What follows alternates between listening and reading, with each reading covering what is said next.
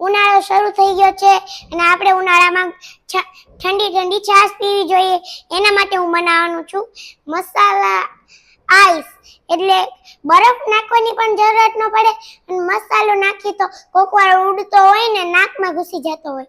એટલે હું આજે મસાલા વાળો બરફ બનાવવાનો છું. ચાલો બનાવી.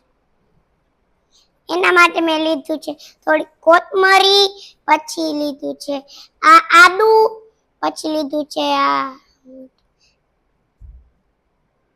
ફુદીનો, પછી લીધો છે થોડાક લીમડો. આપણે આ સુધારવાની છે પણ કોથમીરના સેજ જવડા આવડા કૂણાવાળા દાળ લેવાના છે. જો મેં લીધેલા છે. હવે આપણે સુધારશું.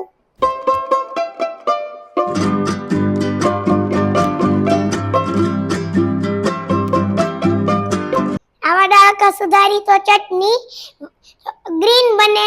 મેં કોથમીર સુધારી નાખી છે પણ મેં કોથમીર, ફુદીનો, લીમડો બધું ધોઈને લીધું છે.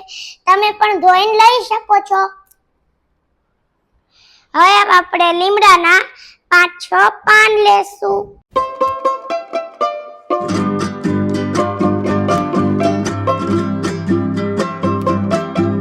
હવે આપણે ફુદીનો સુધારશું. ફુદીનાના ડાળકા આપણે નથી લેવાના કેમ કે એ આપણે લેશું તો આ કડવું થઈ જશે, તો એ બરફ કડવો બનશે અને છાશ પણ આપણને કડવી લાગશે.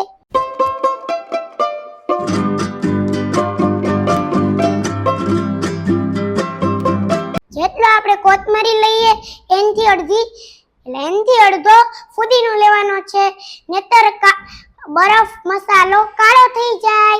અહીંયા મેં આદુની છાલ કાઢી લીધી છે. હવે આપણે આની અંદર નાખી દેવાનો છે અને મરચાં મેં 2 જ લીધા છે કેમ કે વધારે તીખું થઈ જાય. અને જો તમને વધારે તીખું ભાવતું હોય તો તમે વધારે મરચાં લઈ શકો છો. હવે મેં બધું સુધારી લીધું છે. હવે આપણે મિક્સરની અંદર નાખશું.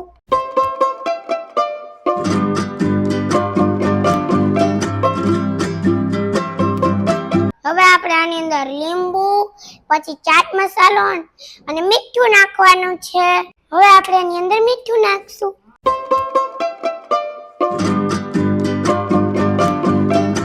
હવે આપણે એની અંદર ચાટ મસાલો નાખશું. હવે આપણે તેની અંદર લીંબુ નાખશું.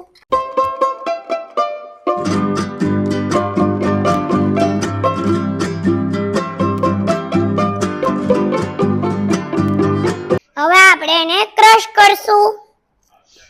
આ આપણે બની ગયું છે.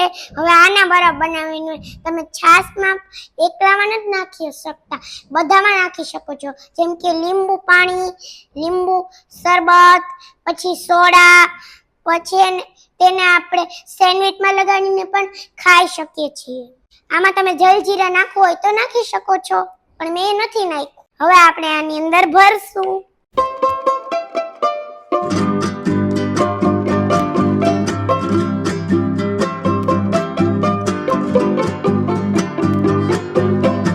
હવે મેં આ ટ્રેની અંદર નાખી દીધી છે ચટણી. હવે આને આપણે ફ્રીઝરમાં મૂકી અને બરફ બનાવીને પછી છાશમાં નાખીને પીશું. હવે આપણે બરફ તૈયાર છે. હવે આપણે તેને છાશની અંદર નાખીને પીશું. મેં ઉપર પાણી અને નીચે ચટણી એમ નાખ્યું છે એટલે ડબલ કલરમાં પણ થઈ શકે છે.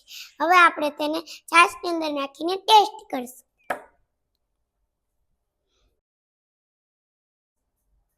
મસ્ત બન્યું છે. રેસીપી ગમી હોય તો લાઈક કરજો, શેર કરજો અને કમેન્ટ કરજો. બાય.